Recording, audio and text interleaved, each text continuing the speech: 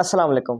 किसी ने बड़ा ही अच्छा सवाल पूछा है, बड़ा टेक्निकल और बड़ा हमारी शरीयत और इस्लाम से लिंक्ड क्वेश्चन है। एक खातून कहती हैं कि मेरे शौहर ने बाहर के मुल्क बैठे हुए मुझे फ़ोन कॉल की और मुझे डिवोर्स देने लगा, लेकिन उसके अल्फाज क्या थे? कहती हैं कि उसने अभी सिर्फ इतना बोला, मैं तुम्हें डिवोर्स देता, इधर किया है तो मैंने फ़ोन काट दिया। यानी उसका जुमला कंप्लीट नहीं होने दिया, मैंने डिवोर्स तक लफ्ज़ तक सुना है, आगे दी है उसने नहीं दी मुझे नहीं पता, मैंने फ़ोन काट दिया है। तो क्या मेरी एक तलाक हो गई है? क्या मैं तलाक याफ्ता हो गई हूँ? देखें, तलाक का जो प्रोसीजर है, जो पाकिस्तानी कानून के अंदर बताया गया है, अगर आपने लीगली उसको इंडोर्स करना है तो उसका एक प्रोसीजर है।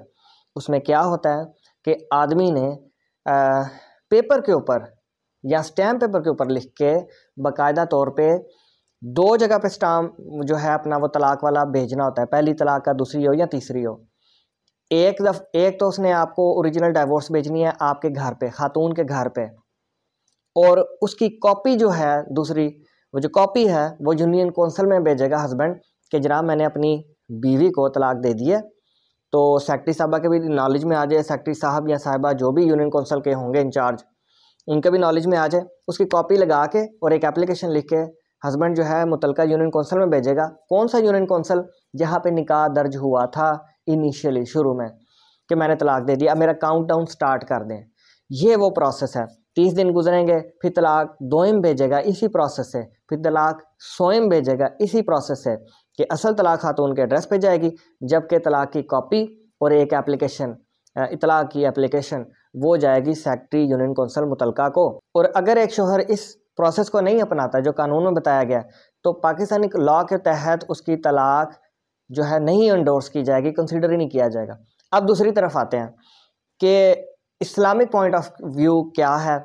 इस नुक्ते को क्लियर करने के लिए आपको अपने किसी जो जिस मज़हब से आप हों, मज़हब से मुराद फ़िरके या जिस जूरिस्प्रूडेंस को आप बिलीव करते हैं, स्टडी करते हैं, जिससे आप ताल्लुक़ रखते हैं, आपको उसके मुफ्ती से कंसल्ट करना चाहिए कि मैंने इतने अल्फाज सुने हैं और मैंने फ़ोन बंद कर दिया, तो क्या मैं तलाक याफ्ता होगी हूँ कि नहीं होगी? क्योंकि पाकिस्तानी लॉ के तहत तो 100% आप तलाक याफ्ता नहीं है। इस्लामिकली क्या है ये मुफ्ती साहब बताएंगे, जो आपके कंसर्न मुफ्ती साहब हैं। लेकिन अगर आप फिर भी मेरी राय मांगती हैं तो मेरे नज़दीक अभी उसने पूरा जुमला नहीं किया, आपने भी नहीं सुना, वो भी जुमला अपना पूरा नहीं बता पाए, तो मुझे नहीं लगता कि तलाक जो है एक तलाक हो गई है जब तक कि आपने सुन ना लिया। तो लेकिन फिर भी इसको क्लैरिटी करने के लिए, इसको क्लियर आपको ज़्यादा वाज़िया हो जाए कि आपको तलाक हुई है या नहीं हुई, शरीयत क्या कहती है, इस्लाम क्या कहते हैं, आपको कंसर्न मुफ्ती साहब से फतवा लेना चाहिए।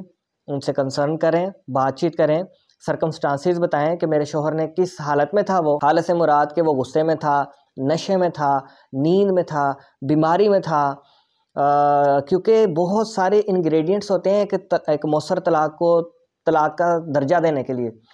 ऐसे ही कोई तलाक नहीं हो जाती कि एक बंदा नशे में है, उसको पता ही नहीं वो क्या बोल रहा है, तो वो कैसे उसकी तलाक होगी? वो अपनी बीवी को तलाक तलाक तलाक बोल देता है, तो ऐसी तलाक नहीं होती। एक बंदा गनूदगी में है, मेडिसिन के ऊपर है, उसको पता ही नहीं मैं क्या बोल रहा हूँ, उसके मुंह से ये निकल जाता है, तो ये तलाक ऐसे भी नहीं होती।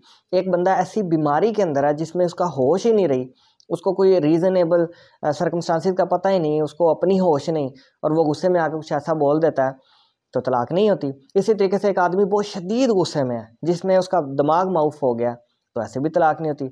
और एक बंदा नशे में, जैसे अल्कोहल वगैरह उसने पी लिया, ड्रग्स पे है, तो ऐसी तलाक भी नहीं होती। तो आपने अपने कंसर्न मुफ्ती साहब को बताना है, सरकमस्टांसिस क्लियर करने कि ऐसी सिचुएशन थी, मेरे हस्बैंड ने इस तरीके से बोला, तो क्या तलाक हमारी कंप्लीट होगी या नहीं होगी। और इसमें और बड़ी ज़रूरी बात है कि आपने देखना है कि आपके हस्बैंड का रवैया क्या है। क्या वो मुसिर हैं अपनी उस बात पे कि मैंने तलाक दे दिया आपको? क्या आपका रुजू उसमें हुआ? क्या उन्होंने कहा कि मैंने नहीं पूरा जुमला बोला? क्योंकि जब आपने कॉल काट दी तो फिर ज़ाहिर बात है उन्होंने भी तो अपना जुमला कंप्लीट नहीं किया, वो अभी इस लफ्ज़ तक ही थे कि मैंने तुम्हें तलाक, बस, और आपने फ़ोन काट दिया, तो जुमला ना उनका मुकम्मल हुआ ना आप सुन पाएँ। तो कम्युनिकेशन इसमें बड़ा मैटर करता है। यहाँ मैं एक और बात का इजाफा भी करता जाऊँ कि जैसे मैंने प्रोसेस का बताया कि तलाक का पाकिस्तानी लॉ के अंदर क्या प्रोसेस है। स्पेशली अगर एक शख्स, आदमी बाहर बैठा हुआ है, बैरून मुल्क है, और उसने तलाक भेजनी है अपनी बीवी को जो कि पाकिस्तान में है, तो वो खाली पेपर और स्टैम्प पेपर ही नहीं इनाफ होगा, उस शख्स को एम्बेसी में अपॉइंटमेंट लेकर अपनी रिटन तलाक को एंडोर्स भी करवाना होता है। वो लिखी हुई तलाक लेके जाएगा पाकिस्तानी अम्बेसी या कॉन्सुलेट में, जिस भी वो मुल्क में बैठा हुआ है, वो इटली है, दुबई है, स्पेन है, यूके है, अमेरिका है। आप अम्बेसी में जाएंगे, जाके उधर दिखाएंगे जनाब कि मैं अपनी वाइफ को ये तलाक भेजने लगा हूँ, ये वो डॉक्यूमेंट है, पहली तलाक है या दूसरी है या तीसरी है।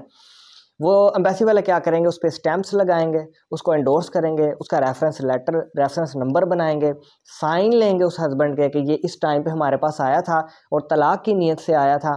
फिर वो हस्बैंड जो है उस तलाक को, जिस पे स्टैम्प्स लगी होंगी, सिग्नेचर हुए होंगे कॉन्सुलेट, पाकिस्तानी कॉन्सुलेट या एम्बेसी के, बाकायदा उस पर सिग्नेचर्स होंगे, वो आएगा वापस और आके कुरियर सर्विस से बाहर के मुल्क से पाकिस्तान में भेजेगा। कहाँ भेजेगा, जैसा कि मैंने अभी बताया, वो खातून को भेजेगा असल डाइवोर्स, जबकि इसकी कॉपी जो है मुतलका यूनियन कौंसिल के सेक्रेटरी को अरसाल करेगा उसके एड्रेस के ऊपर, और ताकि सेक्रेटरी के नॉलेज में आ जाए कि तलाक जो है इनिशिएट कर दी गई है और काउंट डाउन जो है वो स्टार्ट हो जाए, दिन स्टार्ट हो जाए। काउंट डाउन बड़ा मैटर करता है, क्यों? क्योंकि इसके बाद इद्दत का टाइम भी स्टार्ट हो जाना होता है और जो तलाक होती है उसको कंफर्म भी करना होता है, ताकि तलाक मौसा सर्टिफिकेट जो है बाद में जारी करने में किसी किस्म का कोई मसला ना हो। उम्मीद है आपको क्वेश्चन का आंसर मिल गया होगा। कंसल्टेशन के लिए स्क्रीन पर नंबर दिया हुआ है, चार्जेस अप्लाइड है। Thank you very much.